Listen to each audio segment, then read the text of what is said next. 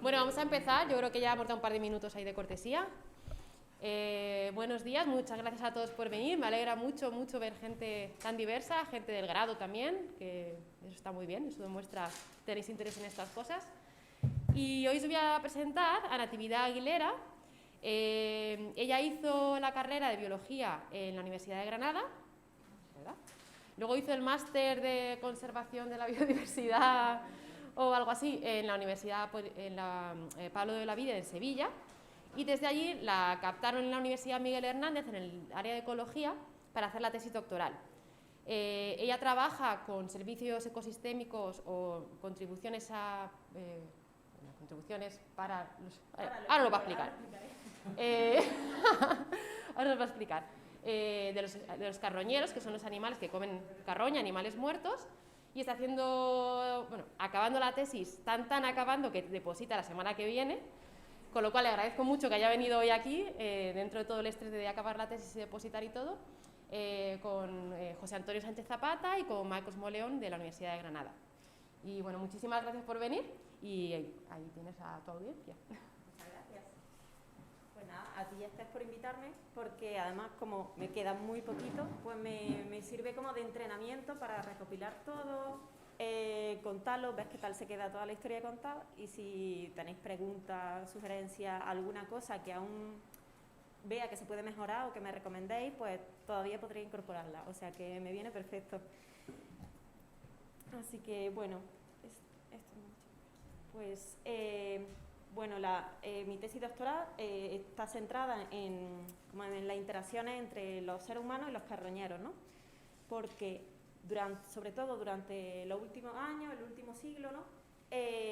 Si el ser humano ha alterado tanto el ecosistema y tanto ha llevado, o sea, toda la alteración que ha provocado, la contaminación, la fragmentación de hábitat, ha llevado a una pérdida de biodiversidad brutal y a una alteración tan grande, ¿no?, que se le ha denominado la nueva era del antropoceno, debido a los cambios tan drásticos que ha tenido, ¿no? Y entonces, dentro de todas las especies, de todos los grupos faunísticos que están en declive, pues los carroñeros son uno de ellos, ¿no? Bueno, dentro de toda esta superalteración que está provocando el ser humano, ¿no?, como contrapartida, durante el siglo pasado, pues se han creado un montón de políticas de protección de hábitat, protección legal de las especies y muchas respuestas de la comunidad científica para hacer frente a este impacto humano, ¿no?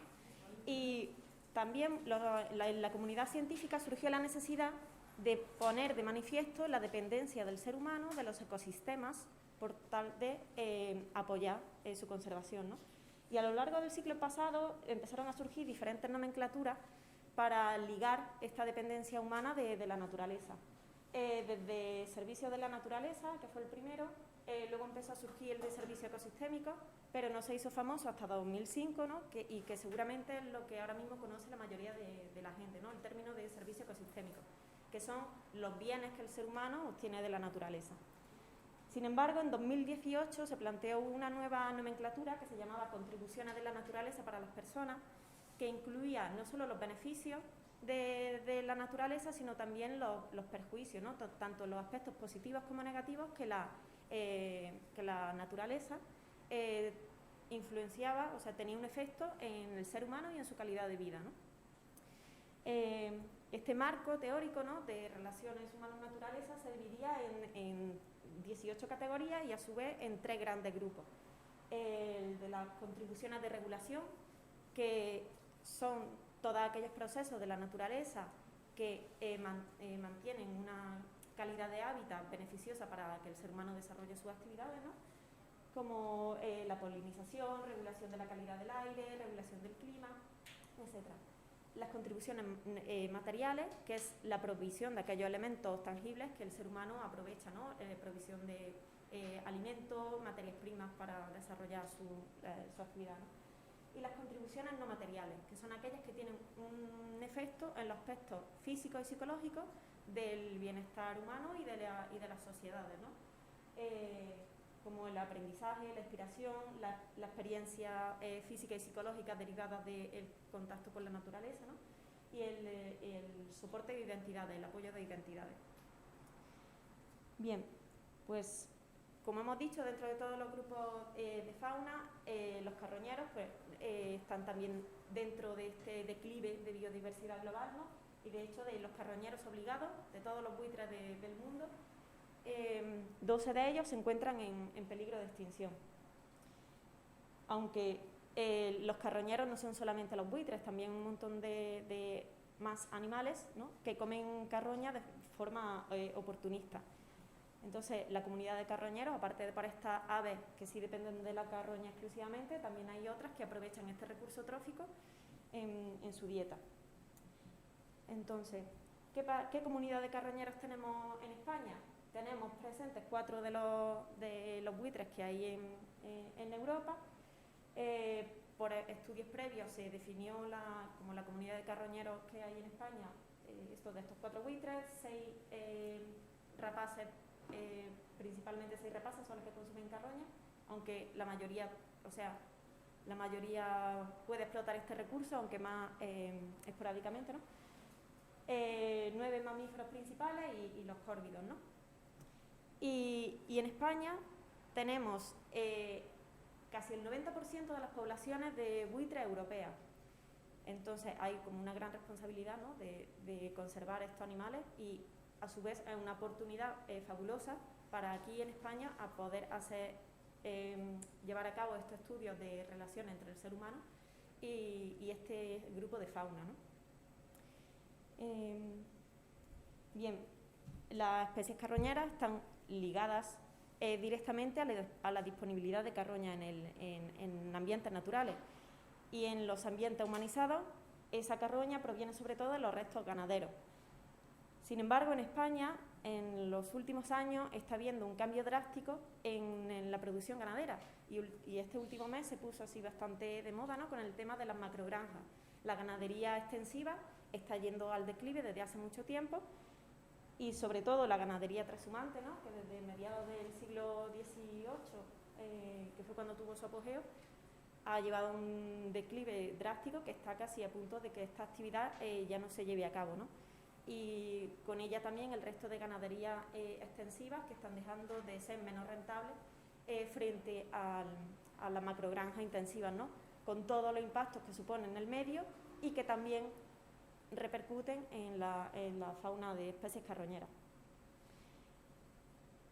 Y bueno, de estas amenazas a las que se enfrenta este grupo de fauna, ¿no? Debido a su hábito alimenticio, que tienden a comer restos de carne muerta que se encuentran en el campo. Su principal amenaza, o una de sus principales amenazas aquí en España, es el uso de veneno, que es la más generalizada, ¿no? Para todo el gremio, ¿no? Por ejemplo, quizás los buitres leonados, las eólicas también le afectan mucho, ¿no? Pero a todos los mamíferos terrestres y a muchas de las rapaces le afecta el veneno. Y aquí en España se sigue todavía utilizando, pese a que es una actividad ilegal, ¿no? Se prohibió hace mucho tiempo y se han hecho muchos esfuerzos por erradicarlo del medio, pero está muy arraigada a los usos tradicionales en la naturaleza. Sobre todo proviene de la ganadería y en la caza, ¿no? Cuando la gente que se dedica a ese tipo de actividades entra en conflicto con la fauna silvestre y quiere eliminarla del medio, ¿no? Y coloca trozos de carne con veneno. Pero las especies que más mueren son los perros domésticos, los mismos perros de los ganaderos o de los agricultores o de los cazadores, todas las especies rapaces y, bueno, pues eso, los carroñeros. Entonces esto crea un profundo impacto y supone una amenaza muy grande para esta especie. De hecho, por ejemplo, el programa de reintroducción del quebrantahuesos en Cazorla tuvo que cancelarse por culpa del veneno y supone una amenaza muy, muy grande contra el alimoche, el milano real. Y sin embargo, pese a todos los esfuerzos que hace España por controlar esta amenaza, Cada comunidad autónoma tiene una reglamentación de manera diferente, recopila información de manera diferente y no se hace el mismo esfuerzo ni de detección ni de vigilancia. Entonces, la información que hay disponible, que se sabe que muchos animales mueren, realmente es como la punta del iceberg, lo que llega a conocerse. Realmente no sabemos hasta cuánto llega el impacto de esta actividad. Y bueno, dentro de estas actividades tradicionales que están cambiando, ¿no?, la ganadería con la disponibilidad de alimentos que puede disminuir y afectar a los carroñeros, esta amenaza que sigue todavía inminente, que no se termina de erradicar y que no conocemos todavía el alcance que tiene, y que en este territorio, ¿no?, en España, bueno, queríamos evaluar también cuál es la parte positiva, ¿no?, de esta interacción entre el ser humano y este grupo de fauna, ¿no? Y de todas estas contribuciones de la naturaleza, aquí en España se habían evaluado principalmente los servicios las contribuciones de regulación, ¿no?, mediante la eliminación de carroña, que un compañero hizo un estudio hace unos años en el que cuantificó todo el ahorro de emisiones de CO2 que hacen las especies carroñeras al eliminar todos los restos de la ganadería, ¿no? Y aparte y se calculó que se ahorraban como 77.000 toneladas de emisiones de CO2 a la atmósfera, que es lo que se gastaría si hubiera que retirar todo eso de manera industrial y llevarlo a incineradoras, que era el escenario que había cuando salió el boom de las vacas locas, ¿no? Y encima los ganaderos tienen que pagar a las aseguradoras para que les retiren esas reses, ¿no? Entonces, dejar que el ecosistema funcione de manera natural supone pues numerosos beneficios económicos y ambientales, ¿no? Que este sistema también cambiaría si se acaba esta ganadería extensiva y se convierte a la ganadería superindustrial, ¿no? Sin embargo, respecto a las otras categorías de contribuciones, no se habían evaluado en España, ¿no?, con esta gran riqueza de biodiversidad de carroñeros que tenemos. Recientemente, una compañera en Pirineo hizo un estudio allí local en el que obtuvo que el turismo de naturaleza, ¿no?, ligado a estas actividades más en aspectos no materiales, ¿no?, más recreativos, suponía importantes beneficios económicos en la zona, aparte de que se conseguía que la gente valorase muy positivamente a esta especie. El hecho de ir, disfrutar de ellas, conocerlas, aprender sobre su biología, incluso le inspiraba como un cierto valor de identidad de la especie súper positivo, ¿no?, que de cara a programas de conservación o de reintroducción de especies, pues que la gente valore positivamente esta especie y no las desconozca, no sepa qué son ni qué papel juegan en el medio, pues en realidad es un apoyo bastante fuerte que se pongan en relieve este tipo de trabajos, ¿no? Entonces, dentro de los objetivos de mi tesis doctoral, pues decidimos evaluar, por un lado, cómo estas actividades tradicionales están influyendo en las especies carroñeras, ¿no? Cuál es la respuesta de los carroñeros a la ganadería, ¿no?, en el caso concreto de la ganadería trashumante, cómo responden a ese estímulo. Luego, el siguiente objetivo era identificar qué sesgos podía haber en la detección de fauna envenenada para poder cuantificar cuál puede ser realmente el impacto de esta actividad. Y luego, pues, evaluar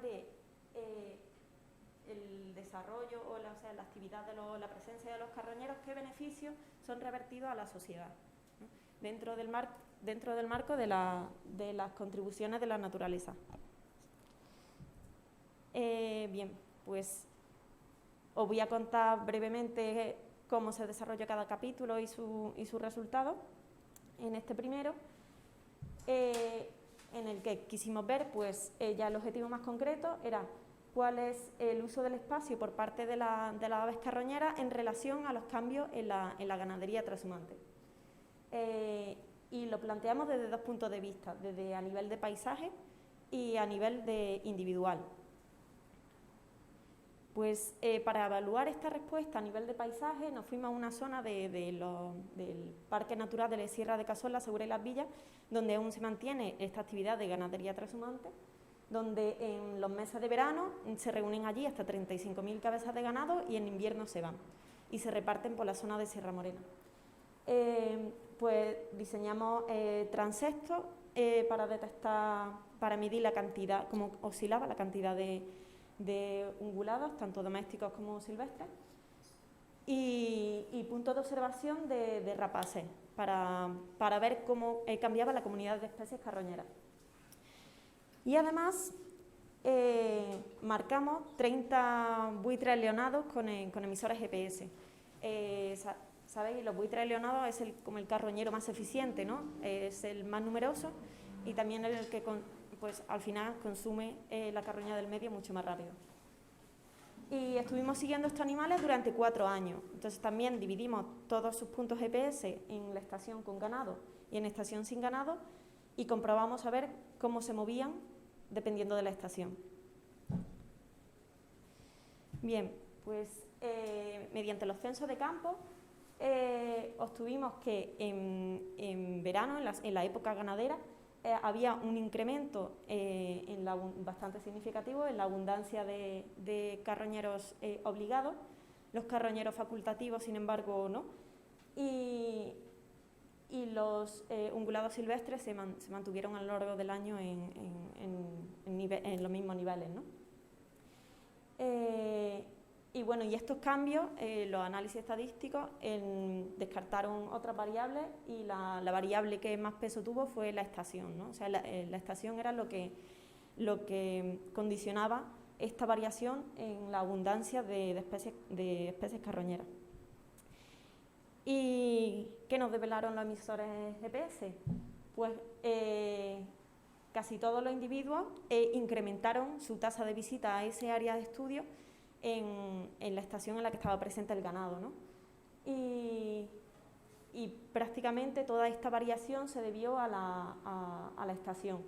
Sí es verdad que hubo mucha diferencia entre individuos, porque al final son solo 30 individuos y tienen comportamientos individuales, pero a grandes rasgos y teniendo en cuenta también el gran área de campeo que tienen los buitres en el sur de España y solo los 150 kilómetros cuadrados que tenía nuestro área de estudio, que para nosotros puede ser mucho y para una oveja también, pero para los buitres es muy chiquitito, el efecto que desencadenó la presencia de los rebaños de ganadería extensiva es muy fuerte y se vio reflejado en estos cambios en el patrón del comportamiento de forrajeo. Entonces, como conclusión rápida, pues la presencia de ganado desencadenó el incremento en la abundancia de los carroñeros obligados y desencadenó la respuesta en el patrón de forrajeo que acudían más a esa zona, con lo que los sistemas de ganadería extensiva y los pastizales resultan ser áreas claves o áreas muy importantes para el forrajeo de esta especie. Y los cambios en los sistemas de ganadería intensivos van a afectar la disponibilidad de alimentos, con lo que acabará repercutiendo en las dinámicas de esta especie. Entonces, pasamos al capítulo 2, donde intentamos ver cuáles podían ser los sesgos que había en la detección de fauna envenenada. En este artículo estaba también Esther. Entonces planteamos el objetivo principal era detectar si existían sesgos y cómo podíamos saber eso, ¿no? Cómo se puede saber la cantidad de animales que realmente mueren envenenados en el campo si no estás ahí para verlo. Pero si diseñas un experimento en el que sí tengas una cámara que te diga quién sí se come los cebos envenenados, puedes calibrar, ¿no? Esto, ¿no? Entonces diseñamos un experimento de campo en el que pudiésemos comparar lo que nos salía en cámara de fototrampeo con los animales que había registrado en la base de datos para las áreas donde habíamos desarrollado nuestro estudio, ¿no? Y luego además comprobamos también si había diferencias de qué podía estar influenciando estos sesgos en la detección. Pues seleccionamos 6 áreas en España y colocamos de los cebos que más comúnmente se usan para envenenar a animales, que son trozos de carne, embutidos y huevos, y los colocamos con cámara de fototrampeo y vimos a ver quién se comía eso. Pues cuando registramos todos los animales que se comían esto, o sea, los comparamos con los registros que había en la base de datos oficial y nos salieron bastantes diferencias, muchísimas. Nos salió que en la base de datos oficial estaban mucho más representados los mamíferos domésticos, o sea, los perros, los gatos, los grandes carroñeros y las rapaces en uno de los territorios. Es esto. Esto es como el número de áreas en las que este grupo de fauna estaba sobre representado. Sin embargo, había también bastantes zonas en las que los córvidos, los pequeños mamíferos y los carnívoros estaban infrarrepresentados. Nos salían bastante las cámaras de fototrampeo, sin embargo, en los registros oficiales no están. Sin embargo, por ejemplo, el jabalí, los paseriformes y los reptiles estaban más o menos estaban bastante bien representados. Entonces, la mayoría de estas diferencias se debía según al peso de la especie, el color o la movilidad que tenía, ¿no? Entonces, estaban sobre representadas las especies más grandes, las que eran aéreas y las que eran crísticas, ¿no? Pues buitres, otras rapaces y los mamíferos domésticos. Infrarrepresentadas, pues las que son más pequeñas, sobre todo las que son terrestres o que tienen una coloración contrastada, que esto es por los córvidos, ¿no? Entonces, ¿qué está pasando? Detectamos muy fácil lo grande, pero muy poco se detecta lo pequeño, ¿no? Entonces, las especies más grandes son más fáciles potencialmente son más fáciles de detectar por los rastreadores. Sin embargo, parece que las aves son más frecuentemente envenenadas porque se detectan mucho, pero sin embargo en nuestro estudio no lo detectamos así. Entonces tal vez se pueda estar dando en el campo un envenenamiento secundario que con el experimento no fuimos capaces de detectar. Los córvidos estaban menos representados. ¿Y qué podía indicar esto? Que era porque no se registraban, porque cuando durante las vigilancias se encuentra un córvido muerto en el campo, como no es un águila, no se registra. Entonces puede estar habiendo más veneno en el campo del que estamos viendo su pistas, ¿no? Pero no está llegando a los registros oficiales, ¿no? Los mamíferos, los pequeños mamíferos, los carnívoros silvestres también están infrarrepresentados. No se sabe bien por qué. Siempre los animales que son más pequeños tienden a desaparecer antes del medio, ¿no? Porque se lo coman los insectos o lo que sea, que un perro grande, ¿no? Por así decirlo. Pero al final son indicios de que el veneno está en la zona, ¿no? Entonces es necesaria una vigilancia exhaustiva que se fije también en estos pequeños animales para poder estimar la cantidad de veneno que hay en una zona, ¿no? O si hay brotes o sea, si empieza a haber episodios de veneno en una zona, ¿no? Para poder estimar el impacto real que causa esta actividad, ¿no? en las poblaciones. Bien, y entonces, al margen de esta, como contrapartida a todas estas retos a los que se enfrenta la conservación de las especies carroñeras, una de las formas de que la sociedad, de que se visibilice la importancia de esta especie, ¿no? O el valor que tiene para las personas, pues es también explorar cuáles son estas contribuciones que los carroñeros vierten en las personas, ¿no?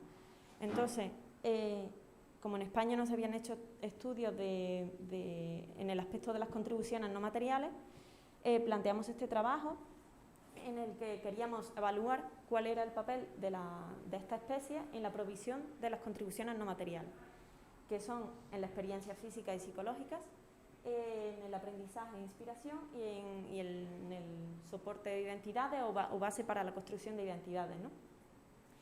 Y ver cómo funciona esto, de qué depende, ¿no? Entonces, dentro de la categoría de experiencias físicas y psicológicas que se considera en la nomenclatura oficial, se contempla el disfrute estético de la naturaleza, en este caso de la especie, ¿no? En la experiencia de recreación, que es como el turismo de la naturaleza, y dentro del aprendizaje e inspiración, pues la adquisición de conocimiento, que puede ser para la comunidad científica o para la sociedad. Y luego, en base para las identidades, en la construcción, en el supporting identities, que viene a ser como el valor de identidad que se le da a la especie, es también como el interés que realmente tiene el público en cierta especie. Entonces, ¿cómo medir esto, ¿no? Que son cosas como más abstractas.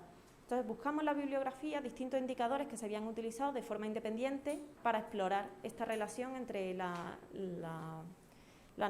ser humano y la naturaleza, ¿no? Y el disfrute estético se había estudiado mucho con la fotografía de la naturaleza, ¿no? Entonces nos fuimos a una web de fotógrafos de la naturaleza y extrajimos y exploramos ahí todas las fotos de carroñeros que había.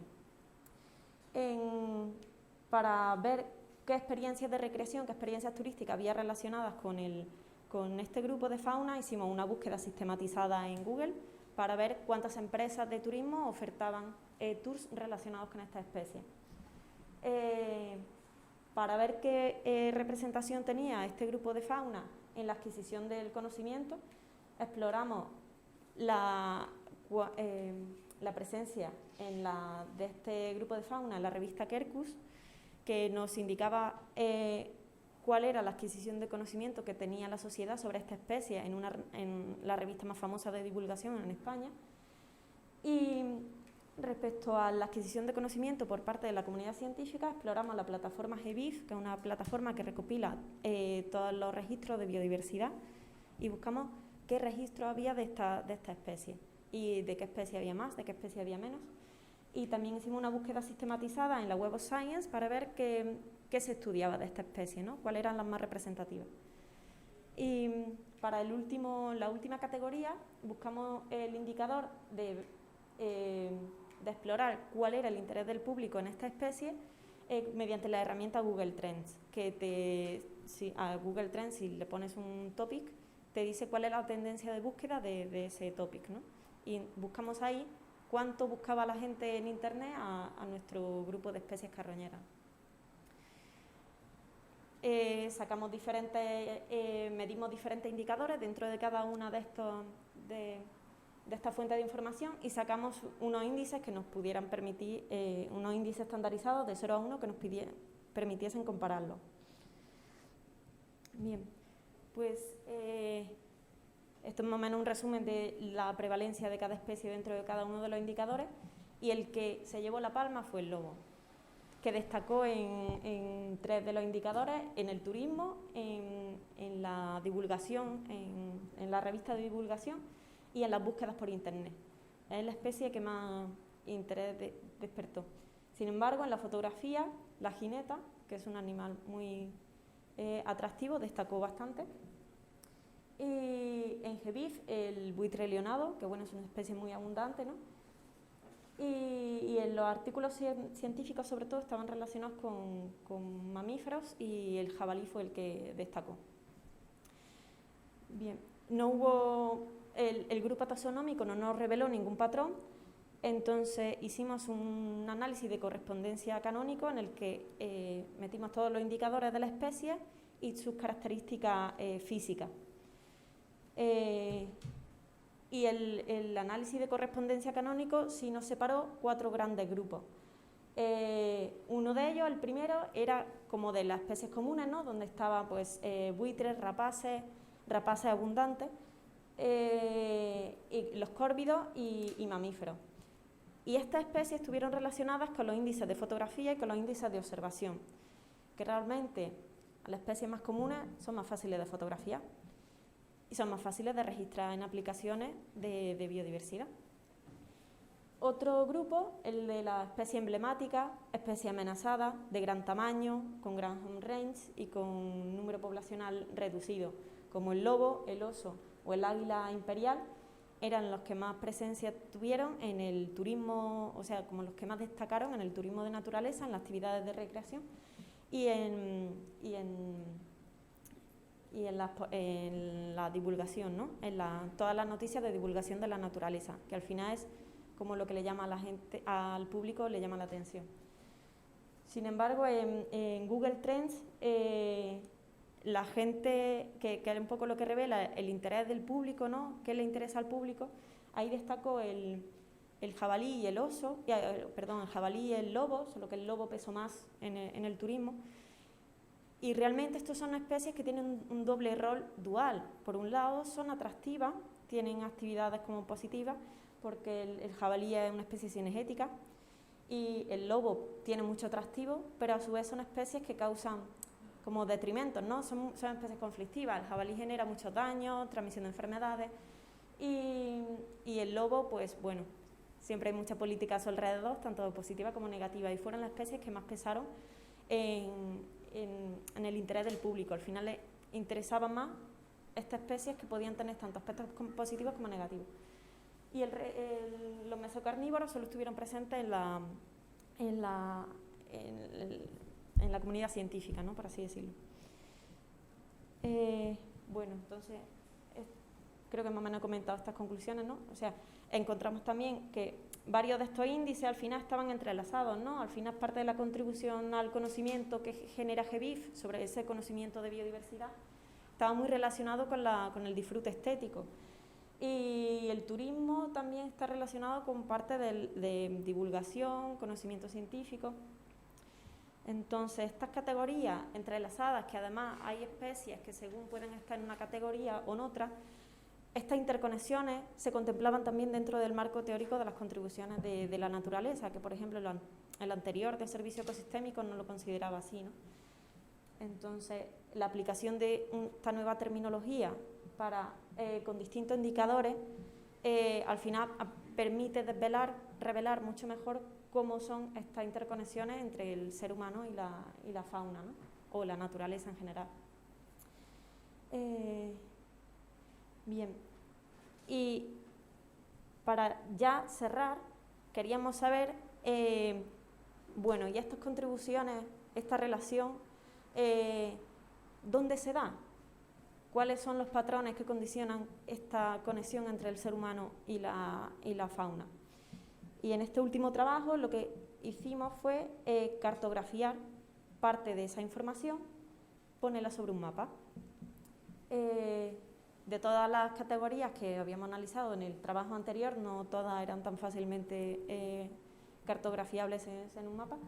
Entonces, buscamos la experiencia, nos centramos sobre todo en la experiencia física y psicológica y en el aprendizaje e inspiración, ¿no? Y exploramos qué características del paisaje podían estar condicionando estos patrones, ¿no? La presencia de áreas protegidas, la huella humana o la riqueza de especies.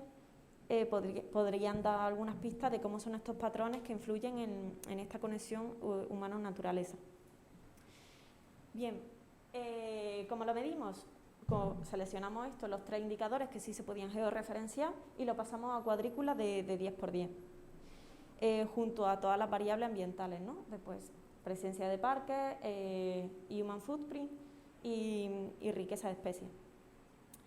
¿Qué obtuvimos?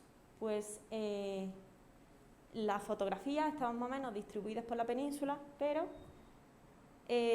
hicimos un análisis para calcular los hotspots y los GLM, los test estadísticos, nos revelaron que muchas de las fotografías están en áreas protegidas.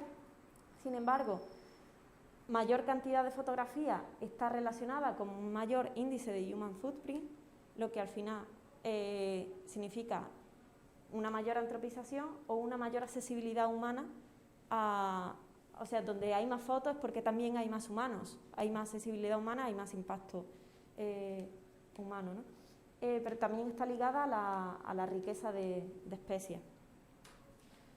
La experiencia de recreación, de las que encontramos que había 40 empresas que ofrecían tours en esta zona. destacaron este fue el mapa de puntos calientes, ¿no? Que estaban fuertemente condicionadas a la presencia de áreas protegidas, estaba totalmente en contra del human footprint, o sea, le influye negativamente, y le influye positivamente la riqueza de especies, ¿no? Que esto casa, si recordáis del trabajo anterior, con qué estaba relacionado el turismo de la naturaleza, sobre todo con especies carismáticas, especies amenazadas, que son las especies que habitan en zonas protegidas y en zonas donde hay muy bajo impacto humano, ¿no? Porque si no, esta especie no estaría. Mientras que la fotografía pues estaba más relacionada con especies más comunes, ¿no? Los buitres, los córvidos, especies que se pueden ver fuera de las áreas protegidas. Vale. Y las observaciones en GBIF, que fueron mucho más numerosas, al final trajimos 11.000 registros, más de 11.000 registros en la plataforma. Y el patrón de puntos calientes destacó muchísimo Cataluña, pero porque tiene una plataforma propia de ciencia ciudadana y allí se ve que están muy implicados con los estudios de biodiversidad. Pero bueno, al final es una muestra de que ahí hay mucho interés de la gente en contribuir a este tipo de información, ¿no? También estaba ligado a una presencia de áreas protegidas, también se ve influenciado positivamente por la huella humana, ¿no? Al final hay más gente, más registros de biodiversidad, aunque sea en zonas más humanizadas. Esto no significa que no haya nada en el resto de zonas, solo que no hay personas. Y también está relacionado al final positivamente con la riqueza de especies en el territorio. Bien, pues creamos un índice donde pudiéramos agrupar todos estos índices para develar un patrón general y donde sumamos pues, todos los índices de fotografía, de turismo y de GBIF, y el mapa global de información nos desveló puntos calientes que están solapados con 7 de los 9 parques nacionales que hay en la España peninsular. O sea, 7 de los 9 parques nacionales, con excepción solo de Sierra Nevada, de las tablas de Daimiel, que es muy chiquitito y apenas hay comunidad de carroñeros, y el reciente de Sierra de las Nieves. Entonces, ¿esto qué quiere decir? Que estas áreas protegidas y sobre todo las que tienen un alto grado de protección están condicionando esta conexión entre el ser humano y la naturaleza. En los análisis, por ejemplo, salió que las áreas protegidas eran muy relevantes, ¿no?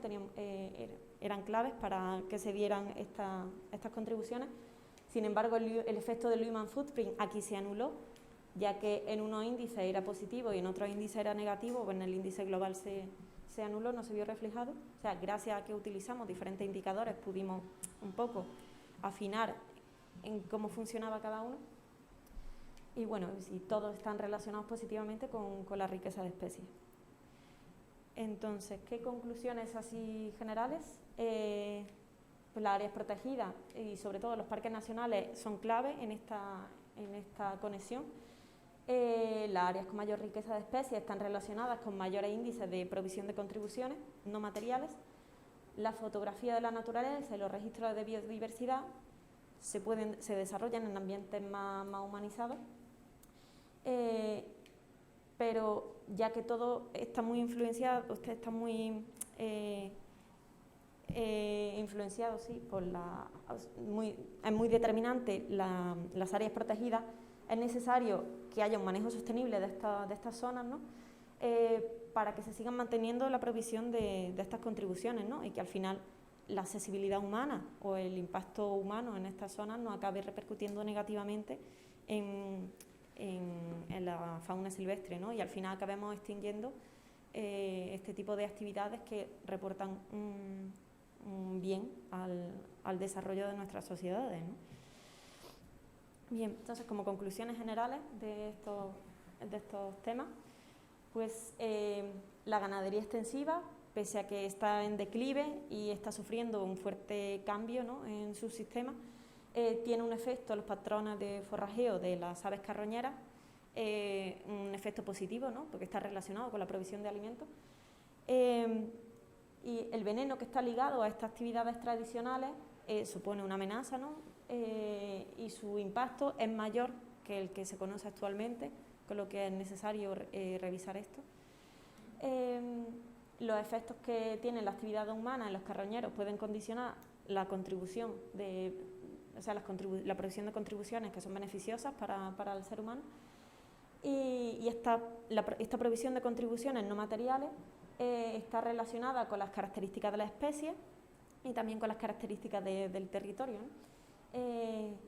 El uso de diversos indicadores ha permitido ver un poco cómo funcionan estas provisiones, y está muy ligada a espacios naturales, ¿no? Aunque la accesibilidad humana juega un papel clave que es importante manejarlo bien.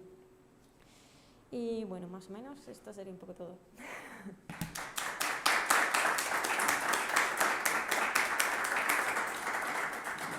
Bueno, muchas gracias. Y ahora, si alguien tiene alguna pregunta, comentario, alguna cosa que queréis preguntarle, algo que os ha quedado claro, O algo que no tenga nada que ver. Bueno, gracias. Primero de todo, es súper interesante. A mí ya me tenías ganado como pajarero desde el principio, pero bueno, es un tema que, vamos, en caso prácticamente no había ni leído ni escuchado casi sobre ello, así que muy interesante. Luego tengo dos, bueno, lo primero me ha chocado mucho es el mapa último de la contribución en la base de datos de Cataluña. Sí. Entiendo que ahí, o sea, en GBIF está incluido OrnitoCat, ¿no? Sí, es OrnitoCat. Y IBER está incluido en GBIF Sí. también, ¿no? Sí. O sea, que no es por eso, porque al principio he pensado que IBER no estaba incluido. Sí. Y he entrado mirando en Google y he visto que sí. Y me ha chocado mucho esa gran diferencia. O sea, la cuestión es que, bueno, pues que en Cataluña están como mucho más sensibilizados a la hora de subir sus registros. Aparte de que pueda haber más aves, lo que sea, más observadores también. Pero obviamente no, parece que hay mucho más interés en la ciencia ciudadana que en otras regiones, ¿no? Y eso obviamente crea un sesgo ahí. Bueno, no es que sea un sesgo en sus datos, obviamente muestra ese interés por parte de la ciudadanía, pero que probablemente también razona mucho que tienen su propia aplicación catalana, ¿no? Sí, que le dan publicidad en la zona y como que... comunidad, ¿verdad? Sí, al final lo que está reflejando este tipo de mapas es actividad humana. O sea, no es biodiversidad en sí misma, sino presencia humana, y presencia humana con disponibilidad a reportar observaciones, y de este grupo de fauna en concreto, ¿no? Quizás si buscamos reportes de alguna especie de planta, nos salga otra distribución. Pero esto sí hay que tenerlo en cuenta siempre, y bueno, en los artículos se comenta, lo que pasa es que aquí ya no me da tiempo a todo, que es uno de los sesgos que hay que tener en cuenta, que al final esto es un reflejo del ser humano, ¿no? Y allí donde más está, más actividad tiene, ¿no? O más interés, o más... Sí. Y la segunda pregunta, porque seguro que en el artículo está, yo no la he podido decir, en el primer artículo en el que comparas la detección de las especies carroñeras dentro y fuera de la zona de transhumancia, en invierno, en primavera, pero por un lado, ¿cómo controlabais que muchas de estas especies sean estivales, principalmente el mirano negro, que será más abundante en buitre en primavera, y luego pues, el tipo de movimiento que realizamos en turismo, ¿no? Un buitre en enero, febrero, marzo va a estar muy cerca del nido, que a lo mejor no cría, porque muchos llegan pastizales, a lo mejor una colonia de cría, y en junio, julio, agosto pues están moviendo a libre albedrío. ¿Cómo controlasteis esos? Sí, pues respecto a los facultativos, a los carroñeros facultativos, al resto de rapaces y demás, milanos no hubo en la zona, así que los que no hubo migradores, la diferencia sobre todo se debieron a los córvidos. Y bueno, el águila real, por ejemplo, no tuvo presencia en verano, se fue. Pero no, al final ese componente migratorio no hubo que considerarlo, ¿no? Si consideramos lo de la distancia al nido, si los individuos eran reproductores o no, para ese año, y nos salió una ligera tendencia a que los no reproductores son los que más visitan la zona. Lo que pasa es que era una tendencia muy sutil. Al final, de esos 30 individuos, los que se reproducían y los que no, nos quedaba ya como un número muy bajito, y el modelo variaba el porcentaje, ¿no?, de varianza explicada, pero era muy sutil. Pero parecía que los individuos no reproductores eran los que más los visitaban, que al final son los que menos dependencia tienen del nido. También tuvimos en cuenta si era periodo reproductor o no en los modelos, pero apenas pesó. O sea, lo que más pesó fue la estación. Nada. Y sí, obvio, en verano estos animales se mueven mucho más, en invierno se mueven menos. También tuvimos en cuenta la cantidad de posiciones que emitía el GPS, ¿no? Porque en invierno emiten menos, aparte de que se mueven menos, van con placas solares, cargan menos, pero todo eso lo corregimos antes de los análisis. No sé. ¿Alguien más quiere preguntar? Sí. Yo tengo una pregunta mía y otra de un espectador. Oh, qué bien. Hola. Bueno, la mía es que sí, con el estudio que habéis hecho del veneno a nivel nacional, ¿habéis propuesto algunas medidas a las entidades competentes, tipo administración, en plan, pues si lo hacéis así, vaya a detectar por lo que estás perdiendo, o no se ha hecho nada, o en el futuro para...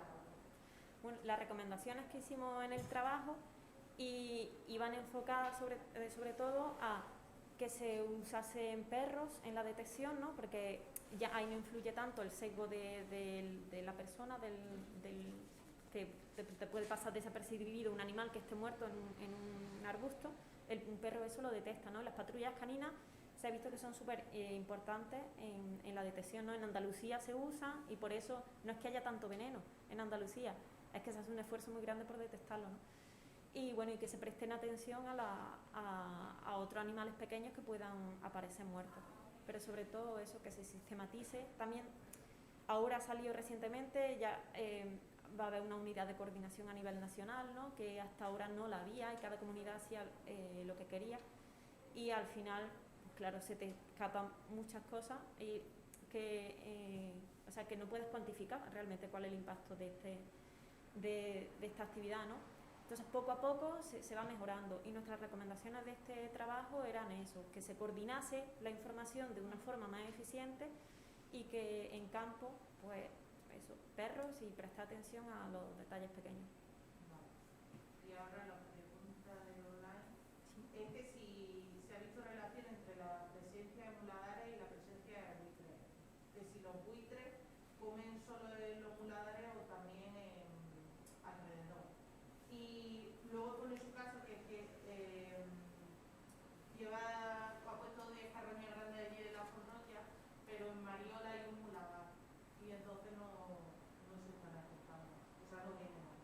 Entonces, pues si vosotros habéis visto el efecto de los muladares en la alimentación de los buitres, bueno, los carroñeros en general. Sí, bueno, esto ya al margen de lo de hoy, los carroñeros se mueven largas distancias, súper fácil, ¿no? Cogen una térmica y se desplazan cientos de kilómetros. Entonces van ahí donde encuentren comida y comida fácil y donde les sea más cómodo. Si tienen un muladar con fácil llegada, fácil ida y comida ahí, pues es que es en bandeja, ¿no? Y bueno, los animales tienen su comportamiento, forrajean por el paisaje y se encuentran en un punto, ya sea un muladar, sea una granja intensiva o sea rebaños de ganadería trashumante, van ahí. Sin embargo, los riesgos que entraña, para que eso a priori los buitres no lo saben, pero los riesgos que entraña comer en un sitio u otro al final se acaban repercutiendo en las poblaciones, ¿no? Otros trabajos han puesto de manifiesto que cuando los buitres comen en zonas relacionadas con granjas o con muladares que estén en zonas muy, muy antropizadas, al final hay más riesgo de mortalidad, ¿no? Porque hay más infraestructura, hay tendido eléctrico, antibióticos también, eso sobre todo de la granja intensiva. Pregunta que si pueden acomodarse a muladares. Bueno, se acostumbran cuando exploramos el uso individual de los buitres, si veíamos que algunos tenían como su sitio fijo al que iban y probablemente sea porque han dado con un comedero que les va bien y van ahí a comer. Pero no se van a acomodar ahí como para toda la vida, o si deja de haber comida ahí, pues se moverán a otro sitio. Pero mientras tengan algo fácil, cómodo y cerca, pues bien, ¿por qué no? ¿Hay más dudas?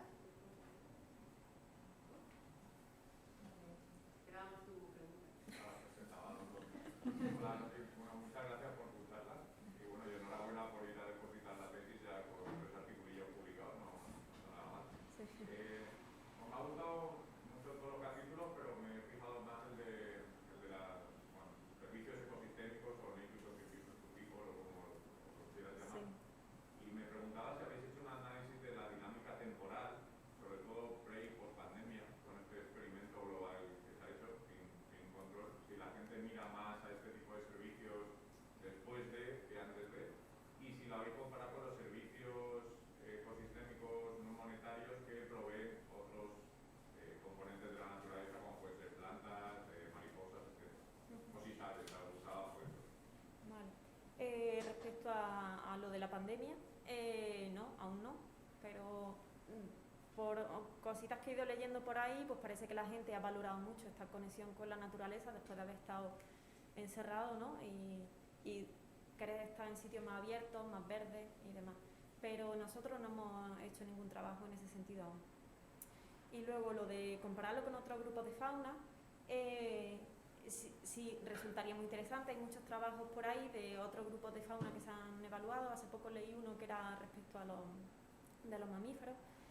Pero, claro, al final, la relevancia que tienen estas especies, comparándola con eso, con mariposas, por ejemplo, con algo, al final no sabes cuál es más importante o cuál pesa más. Habría que hacer un estudio muy grande para ver cuál es la relevancia que tiene ciertos grupos de biodiversidad, ¿no? Pero en general, de todos los grupos de biodiversidad, los que más se habían estudiado en relación con un servicio ecosistémico, ¿no? En general, ya no tanto con contribuciones no materiales. Se han estudiado, sobre todo se empezaron estudiando plantas, ¿no? Por la regulación del ecosistema, en animales, los insectos por la polinización. Entonces, las revisiones de servicio ecosistémico, sobre todo, destacan eso, que hay muchos estudios sobre plantas y sobre invertebrados, y sobre vertebrados había muy pocos, ¿no?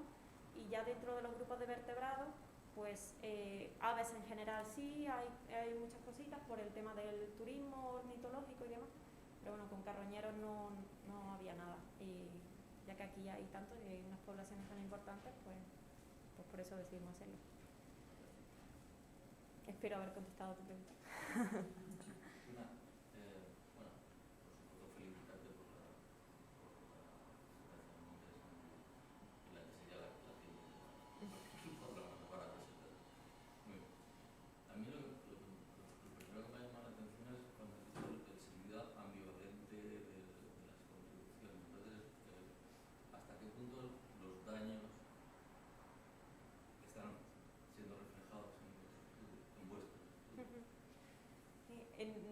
Bueno, la percepción que tenemos la comunidad española sobre los daños del fauna.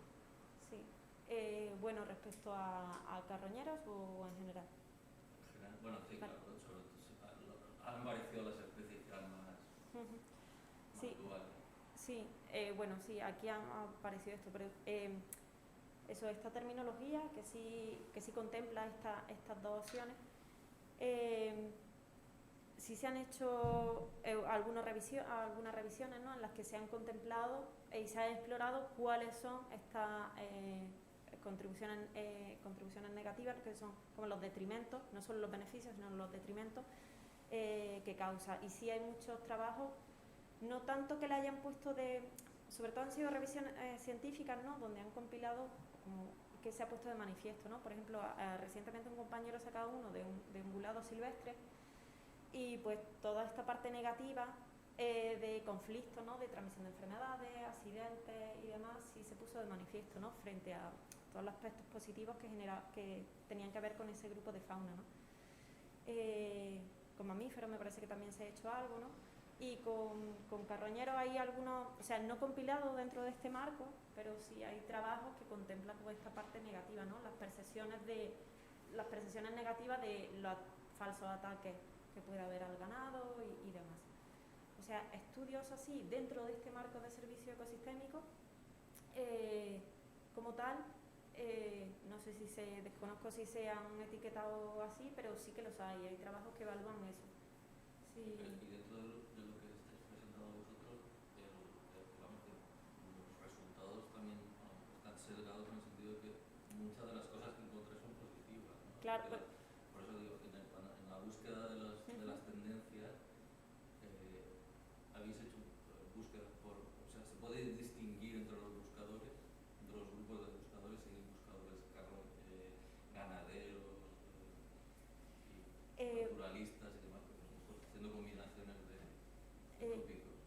Claro, la búsqueda o sea, los indicadores que nosotros seleccionamos para medir estas cosas, al final pues puede llegar hasta un límite, ¿no? La fotografía al final es un indicador de la belleza. El turismo es gente que va a disfrutar de eso, ¿no? Solo en la parte de la búsqueda en internet, ahí sí pudimos explorar que la mayoría de todas las primeras noticias que te aparecen son negativas, ¿no? Son de esta parte negativa. Pero para ir más allá de ya qué opina cada sector, quizás no se pueden hacer estudios tan a gran escala, tienes que hacerlo más pequeño y se hacen con entrevistas.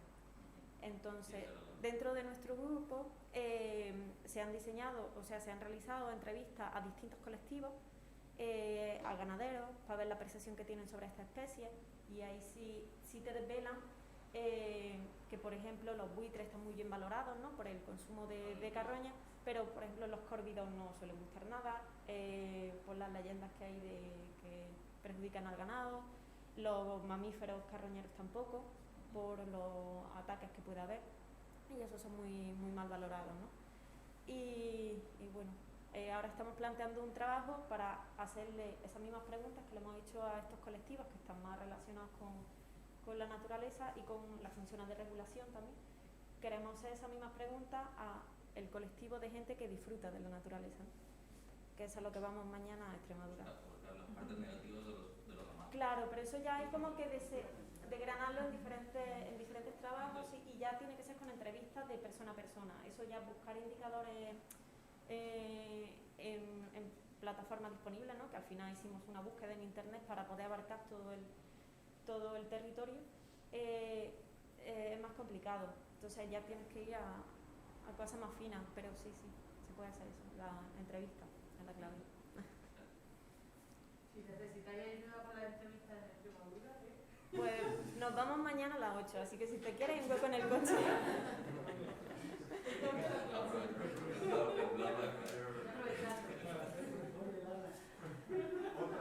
¿Alguien más tiene alguna pregunta, un comentario? Sí. Yo, en cuanto a lo que había hecho de lo de las fotos, en lugar de usar solo esa página web, ¿no habéis pensado en usar las redes sociales? Porque también se usa mucho el típico hashtag de buitres y esas cosas, que la gente sube fotos. Sí. Yo no, pero hay gente que sí que sube fotos a sus sitios. Sí. El hashtag buitre, ¿no habéis valorado a lo mejor el utilizar esas redes sociales? Porque sí que hay estudios que sí que se hace valoración de alguna especie con redes sociales. Sí, con fotografía o en Instagram o en otras plataformas de fotografía. Cuando diseñamos este trabajo, que lo diseñamos en el 16-17, pues bueno, las aplicaciones para sacar información de Instagram, por ejemplo, no estaban todavía tan afinadas. Ya sí las hay. Entonces ya hay aplicaciones en las que lo pones y te saca toda la información y casi puedes hacer que mediante inteligencia artificial te clasifique las fotos, ¿no? Pero cuando diseñamos este trabajo aún no estaba muy disponible, había muchas restricciones y demás, y esta página estaba funcionando muy bien, que ahora mismo ya la cerraron, ¿no? Al final todas estas plataformas tienen todos sus ciclos y van por moda, ¿no? Pero esta plataforma daba muy buena representación de lo que estaba ocurriendo en aquel momento y cogimos un periodo de datos que iba desde el 2000 hasta 2016, entonces ahí funcionaba bien. Y meternos en plataformas grandes tenían políticas de privacidad, no estaban las herramientas todavía bien operativas, entonces pues la descartamos. Y había otras plataformas que sí tenían quizás interfaz que funcionaban bien para descargarse los datos de manera automática, pero en España tenían poca representatividad, como Panoramio o Flickr, entonces se usaban menos. Entonces nos fuimos a la que nos podía ser más óptima en ese momento. Ahora, si quisiéramos replicar ese trabajo, recurriríamos a algo así y de manera automatizada. Como ha dicho Santi, lo de hacer el post pandemia, igual estaría bien usar